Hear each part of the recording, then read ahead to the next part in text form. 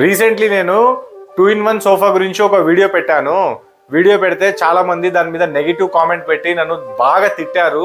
So వాళ్ళ కోసమే ఈ వీడియో.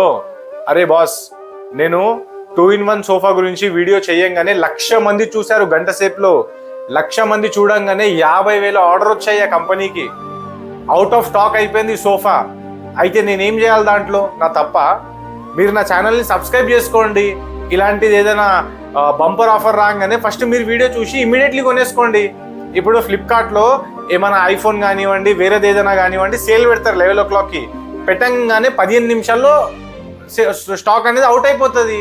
ఇది కూడా ఇంతే. ఇప్పుడు నేను ఇక్కడ లింక్ ఇచ్చాను, అదే సేమ్ ఇప్పుడు ఏదైతే సోఫా ఉందో ఆ సోఫాదే లింక్ ఇచ్చాను. కానీ అవుట్ ఆఫ్ స్టాక్ అయితే నేను ఏం చేయాలా? ఇమ్మీడియట్లీ గంట సేపులో స్టాక్ అవుట్ అయిపోతుంది బాస్. అది యాక్చువల్ ప్రాబ్లం. నేను కావాలని ఒక లింక్ పెట్టి ఇంకొక సోఫా అమ్మడం అది పెట్టినా నాకేం రాదు.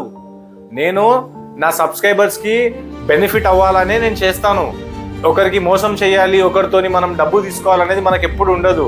ఆ కంపెనీ కూడా ఏదైతే సోఫా మనకు సేల్ చేయమన్నదో అదే సోఫా నేను పెట్టా.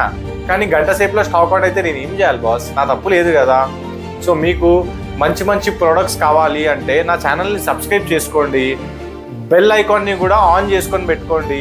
ఇమ్మీడియట్లీ సోఫా రాగానే మీ వరకు వచ్చేయగానే ఇమ్మీడియట్లీ బుక్ చేసుకోండి. 15 నిమిషాల్లో బుక్ చేసుకోండి. మీకు మంచి మంచి బ్రాండ్స్ అనేది, మంచి మంచి సామాన్లు అనేది నేను ఇప్పిస్తా తక్కువ రేట్లో.